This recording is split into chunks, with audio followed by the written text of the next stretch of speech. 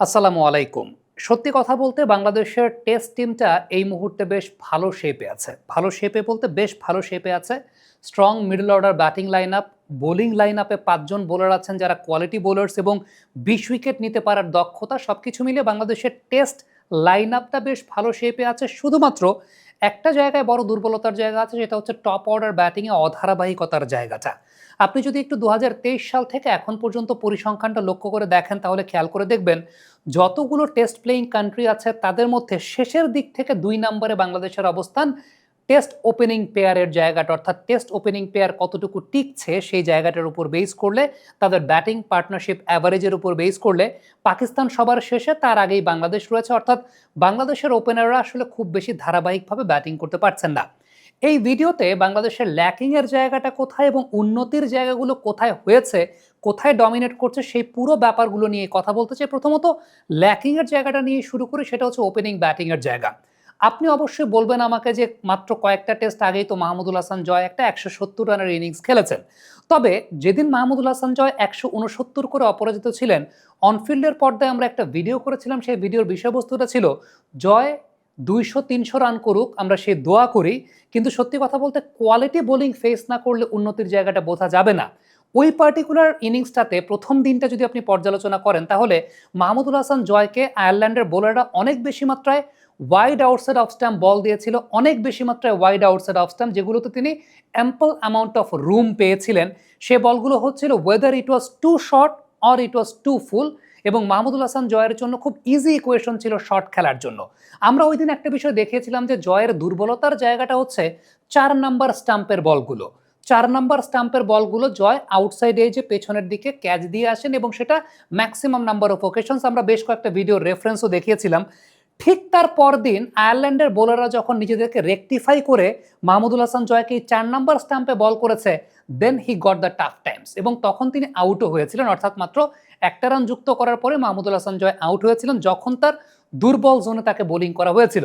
Otherwise প্রথম দিনে তাকে অনেক বেশি মাত্রায় আউটসাইড অফ স্ট্যাম্প বল করা হয়েছিল, সেই বলগুলোর এগেনস্টে তিনি শর্ট খেলে রান পেয়েছিলেন। সো উন্নতির জায়গা নিয়ে আমরা যদি কথা বলি, সেই ১৭০ রানের ইনিংসটাও কিন্তু পরিপূর্ণভাবে উন্নতির আভাস দেয় না। এই কারণটা হচ্ছে বোলিং অ্যাটাক যেমনই হোক না কেন, ওই দিনের বোলিং প্ল্যানটা আয়ারল্যান্ডের অনেক বেশি মাত্রায় ভুল ছিল। পরের দিন তারা সেই ভুলকে রেকটিফাই করে কিন্তু মাহমুদুল হাসান জয়কে আউটও করেছিলেন। Same thing goes with Sadman Islam অনেক। ডেফিনেটলি আমি বলবো যে দুইজনের মধ্যে টেকনিক্যালি সাদমানের টেকনিক আমার কাছে বেটার মনে হয়, এবং আমার কাছে মনে হয় যে সাদমান হয়তো বা লাস্টিংও বেশি করবেন। বাট ডেফিনেটলি টিম যখন এই দুজনের উপর এখনো ইনভেস্ট করতে চাচ্ছে, তারা চাচ্ছে যে যেহেতু তারা পারফর্ম করেছেন ইন রিসেন্ট টাইমসে, তাদেরকে আরও কিছু অপরচুনিটি দেওয়া উচিত। আমার মনে হয় যে টিমের এই সিদ্ধান্ত বা টিম ম্যানেজমেন্টের এই সিদ্ধান্তকে আমরা শ্রদ্ধা জানাই এবং ডেফিনেটলি আমরা বিশ্বাস করতে চাই যে এই দুই ব্যাটসম্যান ধারাবাহিকভাবে রান করবেন। যদিও আপনি যদি আমাকে পার্সোনাল চয়েসের জায়গাটা বলেন, আমার কাছে মনে হয় যে বাংলাদেশের টপ অর্ডারের নতুন বলার এগেনস্টে কোনো ব্যাটারেরই ডিফেন্সিভ টেকনিক খুব বেশি ভালো থাকে না। এই জায়গাটা আপনি যদি একজন শর্ট খেলা ব্যাটসম্যানকে প্রমোট করেন, তানজিদ তামিমের কথা আমি সবসময় বলি, সেটা হয়তো বা বাংলাদেশের জন্য বেনিফিশিয়াল হতে পারে। তারপরও আমার কাছে মনে হয় টিম ম্যানেজমেন্ট যে সিদ্ধান্তটা নিতে চেয়েছে যে ঠিক আছে এই দুজন ব্যাটসম্যানের উপর আরও কিছু ইনভেস্ট করার জায়গাটা, তাদেরকে একটু সুযোগ প্রোভাইড করা, ডেফিনেটলি টিম ম্যানেজমেন্টের এই সিদ্ধান্তকে আমি শ্রদ্ধা জানাই। এবারে আমি একটু শক্তিমত্তার জায়গা নিয়ে যদি বাংলাদেশের কথা বলি, আপনি একটা পারফরমেন্স গ্রাফ আমি আপনাদেরকে যদি দেখাই যে পার্টনারশিপের ক্ষেত্রে এই টেস্ট চ্যাম্পিয়নশিপের যে ফেজটা, এই টেস্ট চ্যাম্পিয়নশিপের ফেজে কিন্তু অনেকগুলো বড় পার্টনারশিপ বাংলাদেশের হয়েছে এবং প্রত্যেকটি মিডল অর্ডারে। এই ১৭০ রানের যে পার্টনারশিপটা শান্ত এবং মুমিনুলের হয়েছে, এটা ছাড়াও কিন্তু আপনি যদি ৩-৪-৫টা পারফরমেন্স একটু লক্ষ্য করে দেখেন তাহলে খেয়াল করে দেখবেন যে বাংলাদেশের মিডল অর্ডারে কিন্তু নাজমুল শান্ত, মুমিনুল হক, মুশফিকুর রহিম, লিটন কুমার দাস তারা কিন্তু নিয়মিতভাবেই ভালো পার্টনারশিপ দিচ্ছেন এবং বাংলাদেশের মিডল অর্ডারে পার্টনারশিপের জায়গাটা বেশ ভালো আমরা দেখতে পাচ্ছি। মুমিনুল ব্যাক টু ব্যাক অনেকগুলো হাফ সেঞ্চুরি করেছেন, যদিও এখানে আমার একটা পয়েন্ট আছে, সেটা হচ্ছে মুমিনুল হকের মতো ব্যাটসম্যান এই যে সেঞ্চুরি কনভার্সন রেশিওটা, হাফ সেঞ্চুরি থেকে সেঞ্চুরি কনভার্সন রেশিওটা কিন্তু খুব কম, যেটা নাজমুল শান্তর ক্ষেত্রে অনেক ভালো যে সেঞ্চুরি কনভার্সন রেশিওটা বেটার। ইভেন আপনি যদি চিন্তা করেন যে নাজমুল শান্ত সাম্প্রতিক সময় তার যে প্রবলেমটা হচ্ছিল যে ব্যাকফুটের উপর ওয়েট বেশি রাখতেন, যে কারণে অনেক বেশি মাত্রায় বোল্ড কিংবা এলবিডব্লিউ এর ফাঁদে তিনি পড়তেন। সাম্প্রতিক সময়ে কিন্তু সেই টেকনিক একটা অনেক বড় রেকটিফাই করেছেন। এখন অনেক সামনের পায়ের উপর বেস করে শট তিনি খেলেন বা সামনের পায়ে ওয়েটটাকে তিনি অনেক ভালো মতো ট্রান্সফার করতে পারেন। আপনারা এর আগে আমার বিভিন্ন অ্যানালাইসিসে দেখেছেন যে নাজমুল শান্ত সামনের পায়ে ওয়েট ট্রান্সফারের উপরে তিনি যে অনেক বেশি মাত্রায় এমফাসাইজ করেছেন এবং অনেক আগে থেকে তার কানেক্টিং পয়েন্ট হয়েছে, যেটা এখন তার বডি বরাবর বলকে অ্যালাউ করছে না আগের মতো, যে কারণে বোল্ড বা এলবিডব্লিউ তিনি হচ্ছেন না। এটা কিন্তু ইন রিসেন্ট টাইমসে শান্তর একটা অনেক বড় সংযোজনের জায়গা। বাট স্টিল আমার কাছে মনে হয় যে মিডল অর্ডার ফেজটাতে বাংলাদেশের লিটন কুমার দাস বা মুমিনুল হক সেট হয়ে আউট হয়ে যাওয়ার যে প্রবণতার জায়গাটা, 50কে সেঞ্চুরিতে কনভার্ট করতে না পারার যে জায়গাটা, এখানে মনে হয় অনেক কিছু কাজ করার আছে এবং ডেফিনেটলি তারা সেটা নিয়ে কাজ করবেন বলে আমার বিশ্বাস। মুশফিকুর রহিমের মতো একজন এক্সপেরিয়েন্সড ক্যাম্পেইনার এই জায়গাটায় আছেন, ডেফিনেটলি এটা টিমের জন্য অনেক বড় ব্লেসিং। বাবু টিউশন ফিসটা দিও। নিও। ধুর, আবার নিও। হাতে যখন নিও তখন বিল পে, ফান্ড ট্রান্সফার অথবা সেভিংস সবই হবে টেনশন ফ্রি। আপনি বলেন দিও, এমটিভি বলে নিও। তবে আমি লোয়ার অর্ডার থেকে আরও একটু রান প্রত্যাশা করি, কারণ আপনি দেখবেন যে আপনি যখন কোনো একটা টেস্ট টিমে, দুটো কোয়ালিটি টেস্ট টিমের খেলা হচ্ছে, পার্থক্যটা কিন্তু নাম্বার 6, নাম্বার 7, নাম্বার 8 ব্যাটসম্যানরাই গড়ে দেন। এবং আপনি একটা সময় ইন্ডিয়া যখন ডমিনেট করছিল টেস্ট ম্যাচ ক্রিকেটে, আশফিন, জাদেজা এবং ঋদ্ধিমান সাহা এই তিনজন মিলে পরবর্তী সময় 200 রান যুক্ত করতেন প্রত্যেকটা ম্যাচে। এখান থেকে যখন 200টা রান যুক্ত হবে, আপনি আগের থেকে যদি 200, 250, 300 চিন্তা করেন, আর এখান থেকে যদি নিয়মিতভাবে 200 রান যুক্ত হয়, তার মানে কিন্তু 5-6 রান আপনি এমনিই করছেন। ইভেন যখন আপনার ড্যামেজ তৈরি হচ্ছে, ড্যামেজকে রিপেয়ার করার সময় যদি 200টা রান তারা করেন, তাহলেও তো 350-400 রান একটা ড্যামেজের দিনেও হতে পারে। সো এই জায়গাটা আমার কাছে মনে হচ্ছে বাংলাদেশের লোয়ার অর্ডার ব্যাটসম্যানদের ব্যাটিং নিয়ে কাজ করার একটা অনেক বড় জায়গা আছে। বোলিং পয়েন্ট অফ ভিউ থেকে আমি যদি আপনাদেরকে পরিসংখ্যানটা দিই, তাহলে গত 2 বছরের পরিসংখ্যানে বাংলাদেশ 10টা ম্যাচ যারা তারা খেলেছে, এই 10টা টেস্ট ম্যাচের মধ্যে 5টা টেস্ট ম্যাচে বাংলাদেশ টিম কিন্তু 20 উইকেট নিয়েছে। অর্থাৎ 10 টেস্ট ম্যাচে 5 টেস্ট ম্যাচে 20 উইকেট নিয়েছে। একটা টেস্ট ম্যাচে তারা 19 উইকেট নিয়েছে, আরেকটা টেস্ট ম্যাচে তারা 17 উইকেট নিয়েছে। তার মানে আপনি খেয়াল করে দেখেন যে অপোনেন্টকে অল আউট করার যে জায়গাটা, সেই রেশিওটা চিন্তা করলে 20টা ইনিংসের মধ্যে 14টা ইনিংসেই তারা অপোনেন্টকে অল আউট করেছে। এই ক্যাপাবিলিটি কিন্তু বাংলাদেশের বোলারদের মধ্যে আছে। আপনি যদি চিন্তা করে দেখেন, বাংলাদেশের নাহিদ রানা, তাসকিন আহমেদ টেস্ট ক্রিকেটে two of the most prominent bowlers. Nahid রানার পেস রয়েছে, নাহিদ রানার ডিভিয়েশন রয়েছে।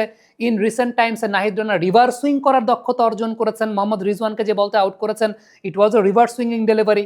তাসকিন আহমেদ রিভার্স সুইংকে অনেক ভালো মাত্রায় আয়ত্ত করেছেন। ওয়ানডে ফরম্যাটে আমরা দেখেছি তাসকিনের বোলিংয়ের একটা অনেক বড় বৈশিষ্ট্যের জায়গা, তিনি সেট আপ করে আউট করতে পারেন। হয়তোবা বল বাইরে বের করছেন, হঠাৎ করে একটা ভেতরের দিকে ঢোকাবেন, অথবা বল ভেতরে ঢোকাচ্ছেন, হঠাৎ করে একটা বাইরে বের করবেন।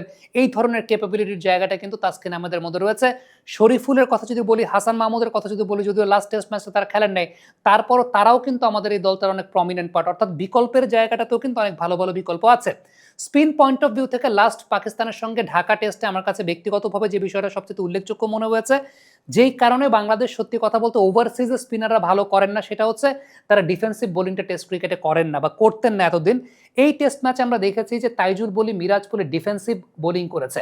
ডিফেন্সিভ বোলিং করা মানে হচ্ছে ব্যাটারকে কন্টেইনিং বোলিং করা, আটকে রাখা এবং আটকে রেখে ব্যাটারকে ভুল করতে বাধ্য করা। এবং এগুলো যখন বেটার উইকেটে আপনি টেস্ট ক্রিকেট খেলবেন, বেটার উইকেটে টেস্ট ক্রিকেটে কিন্তু এই ডিসিপ্লিনটা খুব গুরুত্বপূর্ণ, কন্টেইনিং বোলিংটা খুব গুরুত্বপূর্ণ, ব্যাটারের ভুল করতে বাধ্য করানোটা খুব গুরুত্বপূর্ণ। আমরা দেখি যে নর্মালি বাইরের দেশের কন্ডিশনে যখন বাংলাদেশের স্পিনাররা যান, তারা ফ্লপ করার পেছনে অনেক বেশি মাত্রায় বড় কারণ থাকে। তারা কি করেন, অ্যাটাকিং বা উইকেট টেকিং করার জন্য বোলিং করে থাকেন এবং তখন রান লিক হয় অনেক, অপোনেন্ট টিম অনেক বেশি মাত্রায় রান পেয়ে যায়, কারণ উইকেট থেকে কোনো বেনিফিট পাওয়া যায় না। এর চাইতে এই টেস্টে আমরা মিরাজকে যেরকমভাবে দেখেছি কন্টেইনিং বোলিং করতে, কন্টেইনিং বোলিং করেছেন, ব্যাটসম্যানকে বেঁধে রেখেছেন, batsman out of frustration shot খেলতে গিয়ে পরবর্তী সময় আউট হয়েছেন। এই যে নতুনভাবে অনেক কিছু শেখার জায়গাটা, এই যে প্রোগ্রেসের জায়গাটা, এটা মনে হয় এই টেস্ট ম্যাচে একটা অনেক বড় বিষয় ছিল। মিরাজ এবং Taijul, they both did a brilliant job. Miraz second ইনিংসে একটা উইকেট পেয়েছেন, আমি তো বলবো যে it was really a gem of a delivery.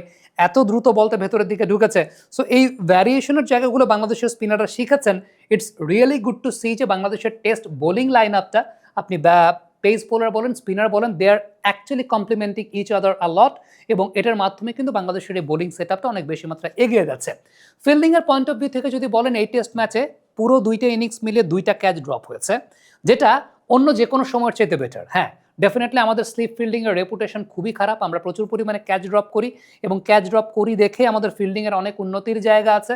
ফিল্ডিংয়ে definitely উন্নতি করতে হবে, কারণ আপনি যখন একটু বেটার উইকেটে খেলবেন আপনার কাছে কালে ভদ্রে চান্স আসবে এবং সেই চান্সগুলো আপনাকে গ্র্যাব করতে হবে। সেই জায়গায় আমি বলবো যে সেকেন্ড ইনিংসে মাহমুদুল হাসান জয় এবং সাদমান ইসলাম অনিক তাদের ক্যাচ ধরার রেশিওর জায়গাটায় ক্যাচ মিস তো হয় নাই, সেটা একটা অনেক বড় আমার কাছে মনে হয় যে স্বস্তির জায়গা। বিশেষ করে সাদমান অনেক একটা ক্যাচ ধরেছেন সরাসরি বুকে এসে লেগেছে, আমার কাছে মনে হয় যে আউট অফ 10 টাইমস 9 টাইমস এই ক্যাচটা ড্রপ পড়বে, বাট এই ক্যাচটা যে নিতে পেরেছেন যে কারণে বাংলাদেশ অনেকাংশে এগিয়ে গেছে। সো এটা কিন্তু আরও একবার জাস্টিফাই হয় যে catches win matches. So ultimately আমার মনে হয় যে ফিল্ডিংয়েও ডেফিনেটলি উন্নতির জায়গা আছে, বাট অন্য যে কোনো সময় চাইতে বেটার। ওভারঅল সব কিছু মিলিয়ে apart from the form of the top order batters আমার কাছে মনে হয় যে বাংলাদেশের টেস্ট লাইন আপের যাদের যে কার্যক্রমগুলো আছে তারা বেশ ভালোভাবে এগিয়ে যাচ্ছেন। শান্তর ক্যাপ্টেন্সিও বেশ ভালো হচ্ছে, বোলিংয়ের রোটেশনটা খুব ভালো হচ্ছে, ফিল্ড সেট আপও প্রেশার দিতে পারছেন খুব ভালো মতো। সর্বোপরি আমার কাছে মনে হয় যে শান্তর সবচেয়ে বড় গুণের জায়গাটা বোধ হয় বোলিংয়ের রোটেশনটা খুব ভালো মতো করা, ব্যাটসম্যান বুঝে প্ল্যানগুলোকে সেট করা। এই গেম প্ল্যানের জায়গাটা বাংলাদেশ কিন্তু বেশ ভালো গেম প্ল্যান করছে।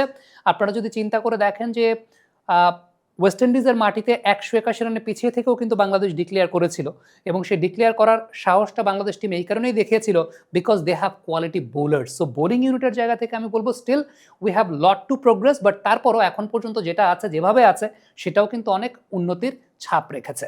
কমেন্ট বক্সে আপনাদের মন্তব্য মতামত জানতে চাই, লিখে পাঠাবেন।